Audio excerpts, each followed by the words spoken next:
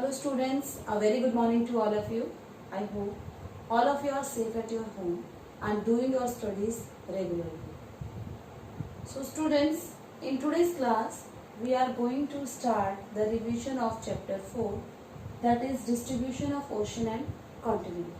So first chapter, that is geography as a discipline, उसका revision हम कर चुके हैं, जिसमें हमने पढ़ा था कि ज्योग्राफी है वो दूसरे सब्जेक्ट्स के साथ में कैसे रिलेटेड है एंड ज्योग्राफी का मीनिंग क्या है. Second chapter the origin and evolution of earth का, प्लैनेट्स का, मून का, स्टार का, कैसे उनकी फॉर्मेशन हुई है, ये हमने रीड किया था उस चैप्टर में. Third chapter the interior of earth के इंटीरियर के direct and indirect source and layers of the earth की 3 layer, core, mental and crust है, उसके बारे में हमने स्टडी करी थी. एंड फोर्थ चैप्टर में हम रीड करने जा रहे हैं कि ओशन एंड कॉन्टिनेंट है उनका फॉर्मेशन कैसे हुआ, या पहले सभी कॉन्टिनेंट है क्या वो आपस में जुड़े हुए थे. तो बहुत सारी थ्योरीज हैं, उनको आज हम यहाँ पर डिस्कस करेंगे. So let's start our class. Continental drift theory is related to the distribution of ocean and continent. So सबसे पहली थ्योरी थी कॉन्टिनेंटल ड्रिफ्ट थ्योरी. क्या कहा गया था इस थ्योरी में? इस थ्योरी में कहा गया था कि सभी कॉन्टिनेंट पहले एक बड़ा बिग लैंड मास थे एंड उनके स्प्लिट होने से, उनके आपस में टूट जाने से डिफरेंट कॉन्टिनेंट की फॉर्मेशन हुई. ओके, सो सबसे पहले अब्राहम ऑर्टिलियस एक डच मैप मेकर थे, मैप बनाते थे, डच से बिलोंग करते थे. 1956 में इन्होंने कहा कि पॉसिबिलिटी हो सकती है अमेरिका, अफ्रीका एंड यूरोप में. सो मैं आपको पहले भी कहा है कि आप जो वर्ल्ड का मैप है या इंडिया का मैप है वो आप देख करके स्टेट्स एंड कॉन्टिनेंट्स का थोड़ा सा आपको आइडिया लग जाता है, तो कुछ भी बोला जाता है तो आप समझ जाएंगे. North America, South America, this is Europe, Africa and Asia, like that. So अब इन्होंने क्या कहा कि अमेरिका, अफ्रीका एंड यूरोप कि ये पार्ट और ये पार्ट आपस में जुड़े हुए थे. Okay, north America, South America को हम एक मान ले, ये Europe and this is Africa कि आपस में ये जुड़े हुए हैं. इन्होंने पॉसिबिलिटी बताई कि ऐसा हो सकता है, क्योंकि जो लोग बार बार मैप को देखेंगे तो हो सकता है उनको कुछ न्यू आइडियाज मिले. सो ऐसे ही थे ये, इन्होंने मैप मेकर थे, तो जब ये मैप बनाते थे पॉसिबिलिटी हो सकती है ये वाले पार्ट इनकी कोस्ट लाइन है उसमें सिमिलैरिटी है, जैसे कि हम किसी पजल को आपस में ब्रेक कर दें और उनको आपस में जोड़े तो वो फिट बैठ जाते हैं एक दूसरे में. सो ऐसे इन्होंने पॉसिबिलिटी बताई. उसके बाद में एंटोनियो पिलग्रिनी ये भी मैप मेकअप थे. इन्होंने मैप बनाए, इन्होंने कंप्यूटराइज मैप बनाए, इन्होंने स्टडी करी और फाइनली इन्होंने इन कॉन्टिनेंट को आपस में इन्होंने ड्रॉ करके एक मैप बना के दिखा दिया. ओके, सो अब्राहम ऑर्टिलियस ने सबसे पहले पॉसिबिलिटी बताई थी कि कॉन्टिनेंट आपस में जुड़े हुए हैं. उसके बाद में एंटोनियो पिलग्रिनी ने ये मैप भी बना करके दिखा दिया. ओके, उसके बाद में अल्फ्रेड वेगनर, ये एक जर्मन मेट्रोलॉजिस्ट थे. मेट्रोलॉजिस्ट जो वेदर क्लाइमेट की स्टडी करते हैं. सो 1912 में इन्होंने दी थी कॉन्टिनेंटल ड्रिफ्ट थ्योरी. ओके, सो जर्मन मेट्रोलॉजिस्ट जो वेदर एंड क्लाइमेट की स्टडी करते हैं तो बार बार ये मैप को देखा करते थे.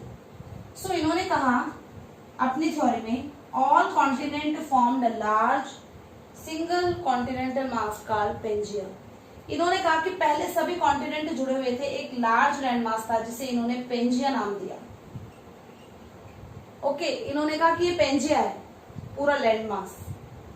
अराउंड 200 मिलियन ईयर्स अगो, MYA मिलियन ईयर अगो, इन्होंने कहा from today onwards 200 million years ago the continental large part split into 2 major parts. इन्होंने कहा कि अब ये स्प्लिट हो गया 2 मेजर पार्ट में. जो नॉर्थ का पार्ट था इसे कहा गया यूरेशिया और अंगारा भी कह सकते हैं इसको. यूरेशिया कहा गया एंड एक पार्ट साउथ में रह गया. नॉर्थ में था यूरेशिया, साउथ में था Gondwana land. Eurasia and Gondwana land 2 part में इसका डिवीजन हो गया. अब इन्होंने अपनी कॉन्टिनेंटल ड्रिफ्ट थ्योरी में कहा कि अब ओशन कहां से आएंगे, तो इन्होंने कहा कि पेंजिया के चारों ओर एक बहुत बड़ा ओशन था जिसे इन्होंने पैंथालासा कहा था। ठीक है, सो पेंजिया को चारों ओर से वाटर से घिरा हुआ था और इस ओशन का नाम था पैंथालासा। उसके बाद में स्प्लिट हो गया, नॉर्थ में जो पीस गया that is Eurasia and south में जो कॉन्टिनेंटल पीस था that is Gondwana. So starting में जब वैगनर ने ये थ्योरी दी थी तो इस पर किसी ने यकीन नहीं किया, क्योंकि उसके लिए एविडेंस चाहिए होते हैं। सो इन्होंने ये जब ये थ्योरी दी थी तो इन्होंने कलेक्ट नहीं करे थे उस टाइम पर एविडेंस, सो इसको इजीली एक्सेप्ट नहीं करा गया। लेकिन बाद में धीरे धीरे इसे जो डिफरेंट जियोलॉजिस्ट थे उन्होंने थ्योरीज, उन्होंने एविडेंस देना स्टार्ट करे जिससे कि थ्योरी प्रूव होती हुई चली गई। सो अब उन एविडेंस को देख लेते हैं जो कॉन्टिनेंटल ड्रिफ्ट थ्योरी के लिए दिए गए थे, जिससे प्रूव होता है कि हाँ कॉन्टिनेंटल ड्रिफ्ट थ्योरी में जो कहा गया है कि सभी कॉन्टिनेंट है वो पहले एक ही लैंड मास था, तो कैसे ये पॉसिबल हो पाया है। सुनिए, first evidence is the matching of continental,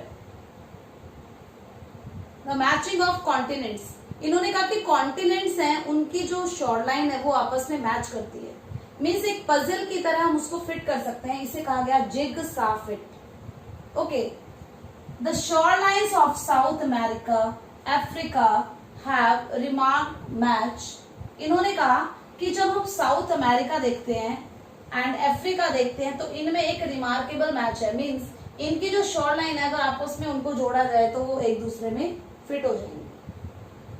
एक मैप बनाया गया, बुलार्ड ने 1964 में एक मैप बनाया जिसमें उन्होंने दिखाया कि कैसे जिगसा फिट पॉसिबल है। It was fit around 1000 fathom line of the shore line. और इन्होंने कहा कि कोस्ट लाइन ऐसा नहीं है कि इनका जो अपर पार्ट है यही आपस में मैच कर रहा है, बल्कि इन्होंने suppose this is shore line, shore line है तो इन्होंने वाटर में 1000 फैथम, ये यूनिट है डिस्टेंस की, लेंथ की, वाटर में 1000 फैथम तक गए तब इन्होंने देखा कि 1000 फैथम मीन्स समुद्र में 1000 फैथम की गहराई तक इन कोस्ट लाइन को अगर आपस में जोड़ा जाता है तो ये वहां तक भी फिट हो रही है। Okay, second evidence is rocks of the same age across the ocean, कि बीच में ओशन है अटलांटिक ओशन, लेकिन बीच में अटलांटिक ओशन है लेकिन यहाँ पर और यहाँ पर जो रॉक्स मिल रहे हैं वो सेम एज के हैं। The belt of oceanic rocks of 2000 million years ago, उन रॉक्स की बात हो रही है जो 2000 मिलियन एगो पहले के हैं। सो ब्राजील यानी कि Brazil in southern America and west coast of western Africa.